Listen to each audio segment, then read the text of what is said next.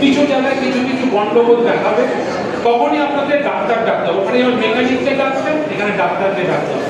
সঠিক ডাক্তারের কাছে গেলে আপনাকে সঠিক পরামর্শ দেবেন। এখন কয়েক ডাক্তারের কাছে গেলে আপনি সেরকম পরামর্শ পাবেন। সাধু বাবা টোটকা এসবের কোনো বৈজ্ঞানিক ভিত্তি নেই। সুতরাং পুরো যদি করেন সময় অনেক দূর চলে যাবে। সময়টা খুব মূল্যবান টাইম। আমরা বাইরে যদি ছোটবেলা সবাই আমরা এখানে পড়েছি যে একটা কোষ বিভাজন যখন হয়, একটা থেকে দুটো, দুটো থেকে চারটে, চারটে, তার মানে কি প্রতিনিয়ত যে ক্যান্সার সেলটা হয়েছে প্রতিনিয়ত একটা মাল্টিপল ডিভিশন হয়ে যাচ্ছে।